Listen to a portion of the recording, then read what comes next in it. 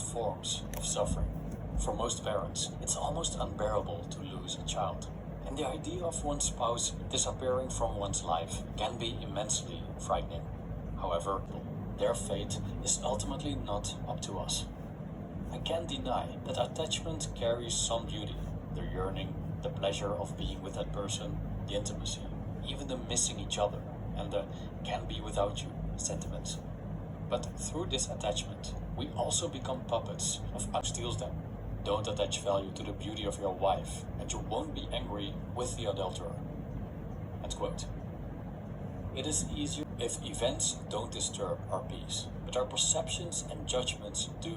We should focus on changing our thinking, not the universe. Aligned with nature, which, they argue, results in an undisturbed inner peace.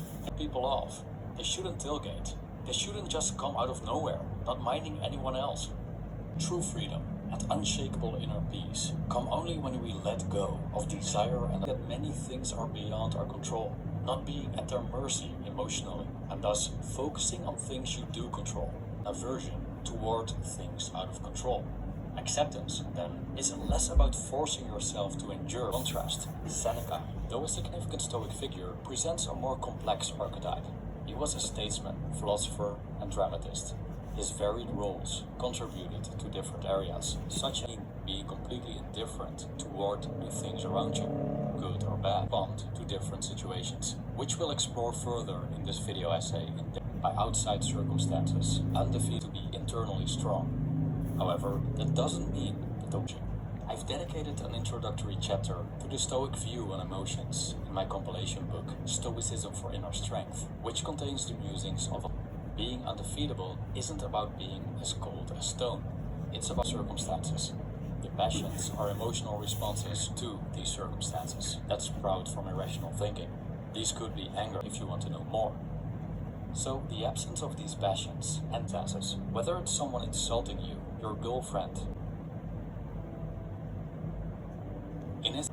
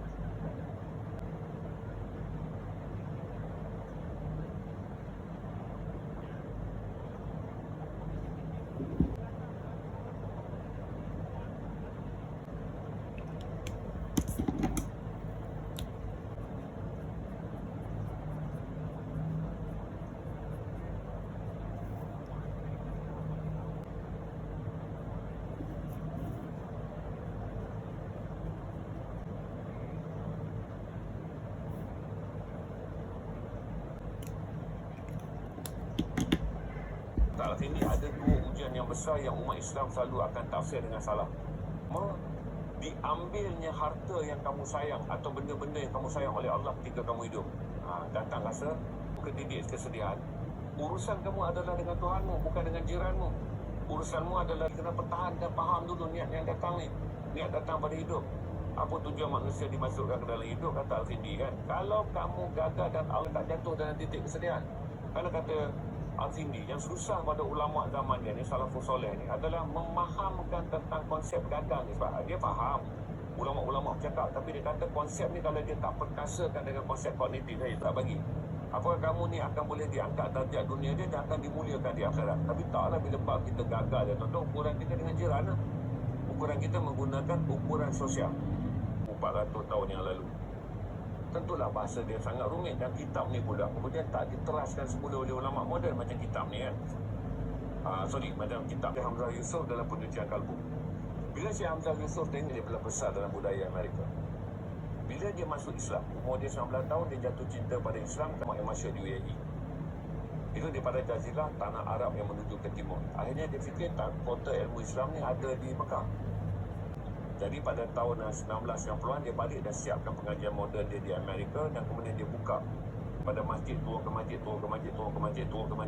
kerana orang pergi mengambil ilmu di masjid dulu. Seorang ulama kami telah menulis, Imam Ghazali menulis Penyucian Kalbu 2 tahun sebelum dia wafat, 1109, kerana dia tahu bukan saja cabaran besar bagi kamu bukan Islam, cabaran besar bagi orang Islam. Orang-orang yang alim telah menulis surat kepada Imam Ghazali, anak-anak murid dia kan, sebab dia mengajar di kota Damsyik 10 tahun, dia banyak anak.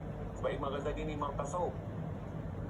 Di tengah-tengah heboh kamu beribadat, kalau kamu ada 26 sikap, satu kamu bakhil, itu tanda ibadah itu tidak saya kata dia kalau tak faham, tuan-tuan klik penawar kesedihan review, ataupun penawar kesedihan pandangan para cerdik pandai Islam. Dekat situ tuan-tuan nak baca bahagian apa? Memahami kegagalan. Klik dia baca. Jadi bila kita baca satu buku yang besar, nak tunggu yang dekat, saya hanya ada mukadimah. Minggu depan saya balik, sebelum saya cuba masuk 150 buah buku yang terbaik dari segi kajian sosiologi, antropologi dan juga kajian sosiologi, antropologi dan sains politik. Yang mana 2015 bila Mark Zuckerberg baca buku mukadimah yang kita terima, saya akan bawa. Dulu saya jual 1,300 buah habis. Lepas tu saya pun rasa susah pasal buku tu dia datang dengan kos yang mahal kan, RM80. Tokoh pemikir yang hebat yang menulis buku tu pada tahun 1377, sebab dia lahir 1332, kembali ke Rahmatullah pada tahun 40. Kotak pemikiran adalah orang itu mengalami depres adalah akibat daripada mental dia yang telah menyerahkan dia pada kekalahan hidup. Ubat tak boleh menangkan balik pada kekalahan hidup. Kita ada peristiwa pahit menutup peluang-peluang kita untuk mendapat. Sebab tu saya kata saya suka kenyataan daripada Bruce Willis. Okay, we cannot undo the previous, but we can manage the future.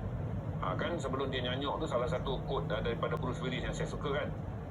We cannot undo the previous, but we can manage our future. Jadi titik kegagalan ni yang kita tak nak bincang dengan anak-anak kita kan. Anak-anak kita dah kena depres, kita tak nak bincang apa titik kegagalan, sebab dia tak boleh menerima hakikat dia gagal. Jadi selama dia tak boleh terima hakikat dia gagal, dan kemudian doktor pemalas nak layan, sebab dia bila pergi kat doktor kan, doktor ni dia dah lebih teruk, tapi kamu tak akan boleh jumpa kawan-kawan, kamu akan mendapat nasihat untuk meredakan keadaan, tapi kamu tak boleh bergerak ke depan. Jadi back to the root of problem. Okay, masa saya meneliti mental saya sendiri, apa root problem kau nak? Root, tapi saya bekerja dengan pasukan yang tak semua berada dalam sama dengan tim yang saya nak. Tu saya manage tim kan. Saya nak mencapainya, dan saya tersilap dalam menganggap otak yang ada dalam perkara setiap kali saya meeting, saya dapat pasukan yang selamat, yang semangat di 9 hingga 5 petang.